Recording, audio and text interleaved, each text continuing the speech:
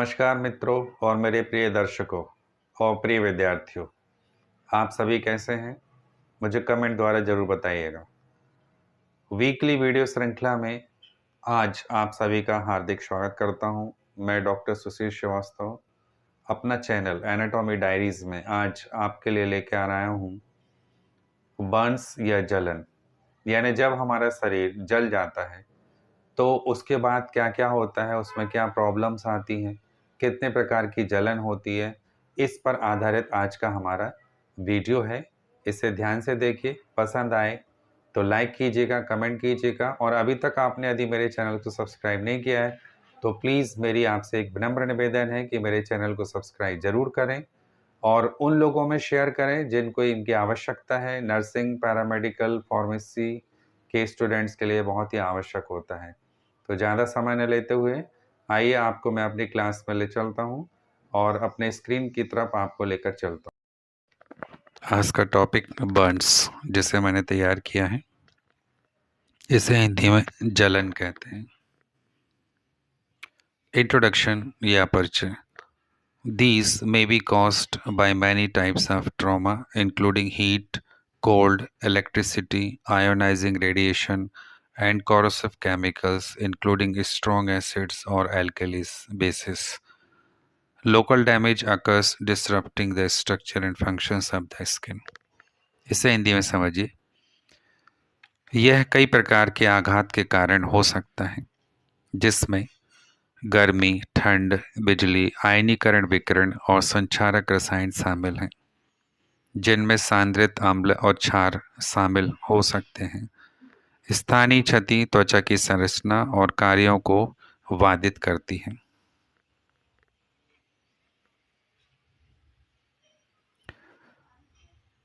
Classification of burns. जलन के वर्गीकरण या प्रकार। Burns are classified according to their depth. जलन को उसकी गहराई के अनुसार वर्गीकृत किया जाता है। जैसे number 1, first degree, when only the epidermis is involved, the surface is moist and there are signs of inflammation including redness, swelling and pain. There are no blisters and tissue damage in minimal. प्रथम degree, जब केवल epidermis शामिल होता है तो सतह नम होती है और लालिमा सहित सूजन के लक्षण होते हैं।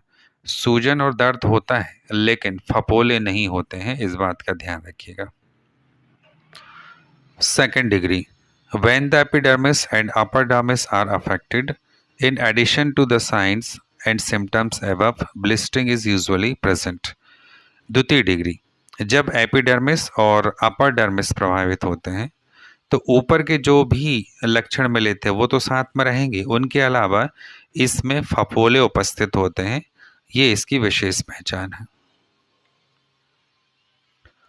Third degree means deep or full thickness.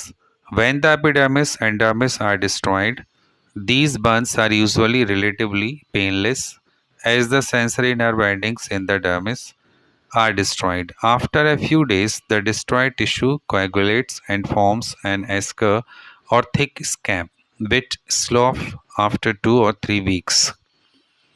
तृतीय डिग्री, जब एपिडर्मिस और डर्मिस नष्ट हो जाते हैं, ये जलन आमतौर पर अपेक्षाकृत दर्द रहित होती है क्योंकि डर्मिस में संवेदी तंत्रिकाओं के अंत नष्ट हो जाते हैं। कुछ दिनों बाद नष्ट हुए ऊतक जम जाते हैं और एक मोटी पपड़ी बनती है जो 2 से 3 सप्ताह के बाद निकल जाती है। The extent of burns in adults is roughly estimated using the rule of nines. In adults, hypovolemic shock usually develops when 15% of the surface area is affected. Fatality is likely in adults with third degree burns if the surface area affected is added to the patient's age and the total is greater than 80.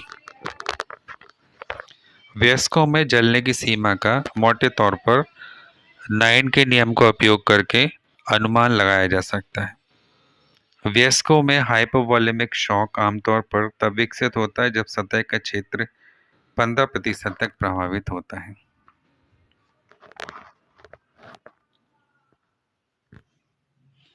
3rd degree burn वाले adults में घातक होने की संभावना होती है और यदि प्रभावित सतह क्षेत्र को रोगी की उम्र में जोड़ा जाए और कुल 80% से अधिक हो तो ऐसा पेशेंट फिर ठीक नहीं होता, अंत में वो मर जाता है या उसकी डेथ हो जाती है।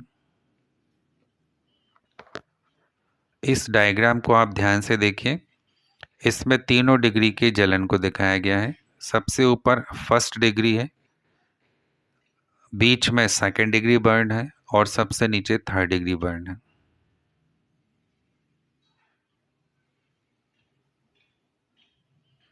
कॉम्प्लिकेशंस ऑफ बर्न्स, जलने की जटिलताएं।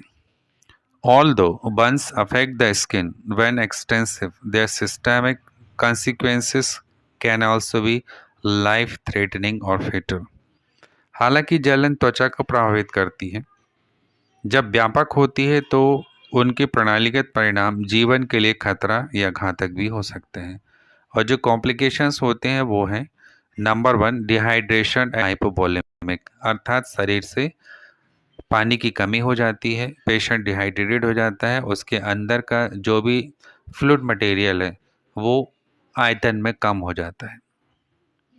सेकंड, शॉक, दिस में कंपनी सीवियर हाइपोवोलेमिया, उसको आघात भी लग सकता है। हाइपोथर्मिया, उसको टेम्परेचर कम होगा, उसको ठंड लगेगी। The develops when excessive heat is lost in leakage from Burns.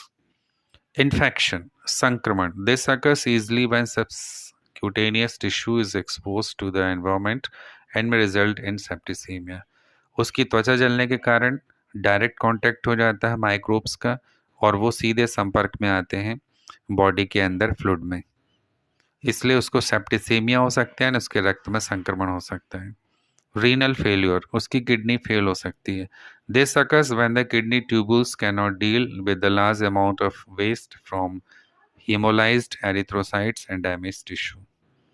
Contractures, avkunchन, these may develop later as fibrous scar, tissue contracts, distorting joints, hands, restricting their range of motion. Rule of 9 or Wallace rule. The rule of 9 is a tool used to estimate a burn's percentage of your total skin. It divides your body into sections by multiples of 9% each.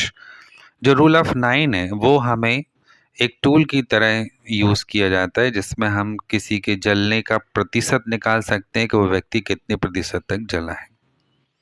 ये इस प्रकार है, यदि उसका head जला है आगे पीछे टोटल पूरा तो 9%, दोनों हाथ या एक हाथ की तरफ हम देखें तो एक हाथ में सामने 4.5, पीछे 4.5, इस प्रकार एक हाथ पूरा जला है तो 9%। इसी प्रकार लेग में भी वन साइड और पोस्टीरियर साइड यानी सामने और पीछे पूरा जला है एक पैर तो 18% आएगा। टॉर्सो, चूंकि ये बड़ा होता है तो आगे पीछे दोनों का टोटल इसका एस्टिमेशन होता है 36% और जेनिटेलिया जो हमारे जनरल अंग है वो 1% माने जाते हैं। The body sections can divide in half. For example, the front side of one arm or your head is 4.5% of your total body surface area. The front and back of your torso are 18% each. The rule of 9 gives an idea of how much of your total body surface area a burn takes up. This informs treatments based on the size of intensity of the burn injury. Emergency medical responders are some of the medical workers who use the rule of 9 most. They quickly estimate the burn area to decide on treatments on the way to hospital. जितने भी हमारे medical और health से संबंधित workers होते हैं वो किसी भी बर्न पेशेंट को देखकर एक एस्टिमेट कर सकते हैं कि वो उसका कितने प्रतिशत जलन उत्पन्न हुई है और उसको बचाया जा सकता है कि नहीं। इसके लिए रूल ऑफ 9 यूजफुल होता है। ये डायग्राम से आप देखिए रूल ऑफ 9 को, एंटीरियर पार्ट और पोस्टीरियर पार्ट, शरीर के सामने का हिस्सा और पीछे के हिस्से को दिखाया गया है। इसमें सिर के सामने और पीछे आधा आधा मतलब 4.5% लिया है, इस प्रकार 9% होता है। हाथ में भी सामने और पीछे 4.5 अर्थात 9%। टॉर्सो यानी ट्रंक यानी थॉरेक्स यानी छाती, और एब्डोमेन यानी पेट। यदि हम टोटल लें तो ऊपर नीचे का 18% होता है, तो सामने और पीछे का 18 + 18 36% होगा। पैर में, जो कि हाथ से बड़े होते हैं, सामने 9%, पीछे 9%, इस प्रकार टोटल 18% होगा। Thanks for watching.